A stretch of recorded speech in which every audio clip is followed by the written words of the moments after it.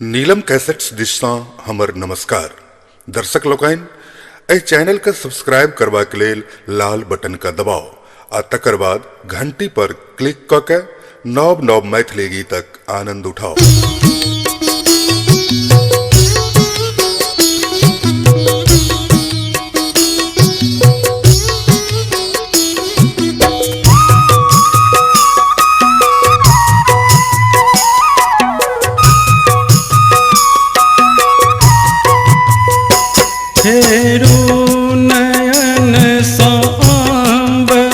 अपन पुत्र जानी का ककरा कहो दुखड़ा सघन कानी कानी का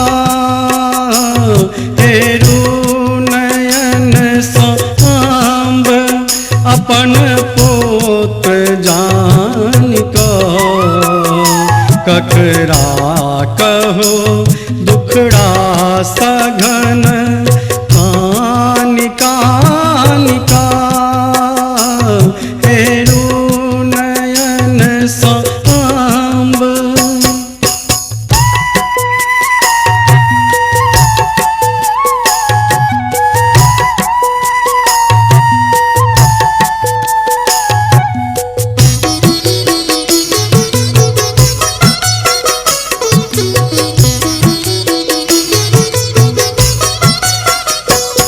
जगतारिणी दुख हारिणी हे माए छी अहाँ।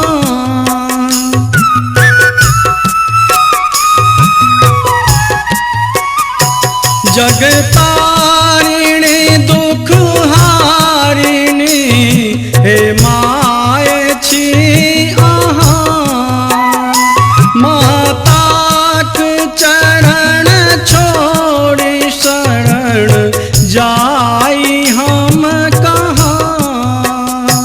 आचर के छाह दान दी निरीह मानी का ककरा कहो दुखड़ा सघन कानी कानी का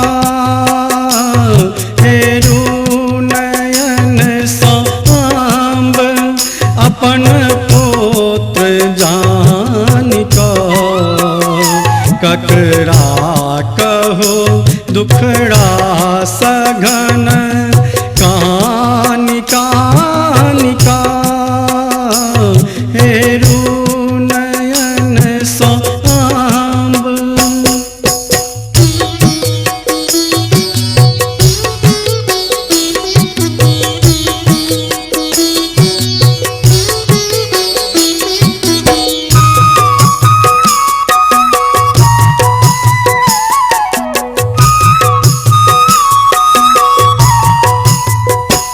माया महान ध्यान सो सब हक सुनैत छी।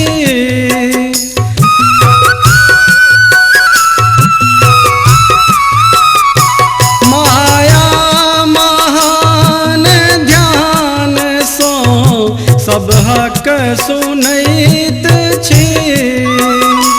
गले तीक लेल माय हम माफी मांगैत छी।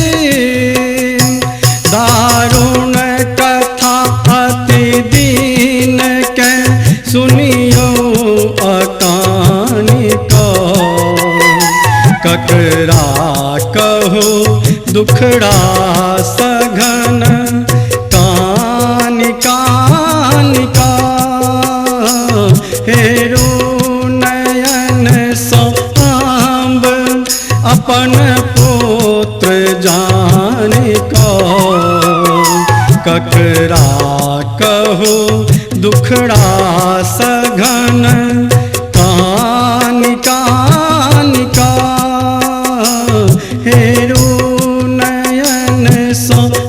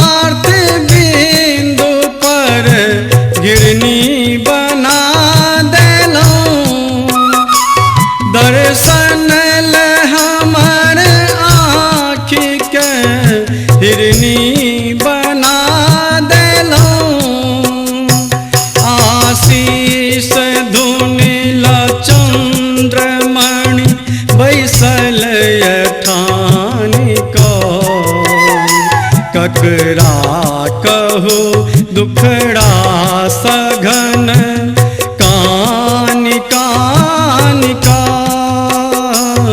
हेरु नयन सो आंब अपन पोत जानि को ककरा कहो दुखड़ा